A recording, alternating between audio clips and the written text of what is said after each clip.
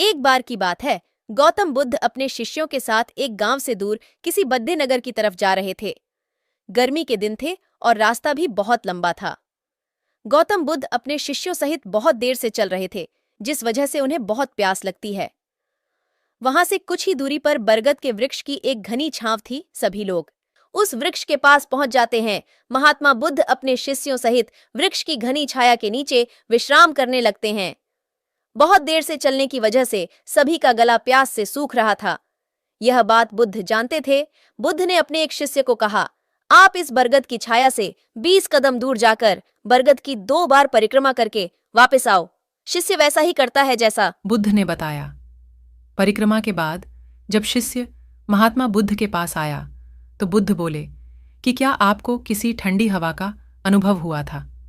शिष्य बोला, हाँ महात्मा बुद्ध, उस उत्तर दिशा की तरफ से मुझे कुछ ठंडी हवा की अनुभव हुआ था। शिष्य की यह बात सुन महात्मा बुद्ध शिष्य से तुरंत बोले कि उसी दिशा में चले जाओ जरूर। वहां से कुछ ही दूर पर एक तालाब अवश्य मिलेगा। उस तालाब से सबके लिए पानी ले आओ। शिष्य उसी दिशा में जब कुछ दूर जाता है तो वहां सच में एक तालाब होता है। तालाब देख शिष्य बहुत प्रसन्न होता है और तालाब के निकट जाकर जैसे ही तालाब से पानी भरने वाला होता है, तभी शिष्य की नजर वहां दूर तालाब में कपड़े धो रही कुछ स्त्रियों पर जाती है। यह देख शिष्य मन में सोचते हैं कि यह पानी तो गंदा हो गया है। लेकिन जब शिष्य ध्यान से तालाब के पानी को देखते हैं कि अभी भी तालाब का कुछ पानी साफ है, इतने में 2 बैल गाड़ी जोर से तालाब के किनारे से होती हुई निकल जाती है।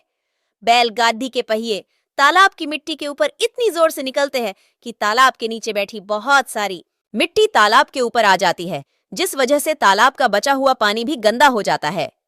यह देख शिष्य बिना पानी लिए क्रोध में महात्मा बुद्ध के पास वापस चला जाता है। शिष्य बड़े ही निराशा भाव से महात्मा बुद्ध को सब बात बताता है।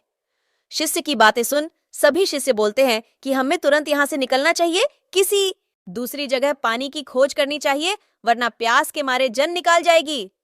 इधर महात्मा बुद्ध सभी को शांत होने के लिए कहते हैं और बोलते हैं कि धीरज रखो, कुछ देर यही बैठो, उचित समय आने तक संयम बनाए रखो। सभी महात्मा बुद्ध की बात सुनकर शांत हो जाते हैं और वहीं बैठ जाते हैं। कुछ समय बीत जाने के बाद महात्मा बुद्ध फिर से अपने शिष्य को उसी तालाब से पानी लाने के लिए कहते हैं। शिष्य बिना कोई सवाल किए उसी तालाब से पानी लेने के लिए फिर से चला जाता है। तालाब की हालत देख शिष्य को यकीन नहीं होता। तालाब का पानी पूरी तरह से साफ होता है। यह देख शिष्य बहुत खुश होता है और पानी भरकर महात्मा बुद्ध के पास जाता है। सभी पानी पीकर अपनी प्यास बुझते हैं, लेकिन अभी भी सबके मन में ये एक सवाल था कि आखिर यह चमत्कार हुआ कैसे? तालाब का सब पानी तो गंदा था। उन्हें लगा कि जरूर ये बुद्ध, गौतम बुद्ध की शक्ति है। इनमें एक शिष्य ने यह सवाल महात्मा बुद्ध से पूछ ही लिया कि यह चमत्कार आपने कैसे किया? शिष्य का जवाब देते हुए महात्मा बुद्ध बोले कि यह कोई चमत्कार नहीं, यह आपके सब्र का फल है। यह फल है आपके सब्र बनाए रखते हुए उचित समय के इंतजार का। जितनी देर हम सब लोगों ने सब्र किया, उतनी देर तक तालाब के पानी के ऊपर तैर रहे सभी गंदे तत्व और मिट्टी तालाब के पानी के नीचे बैठ रहे थे।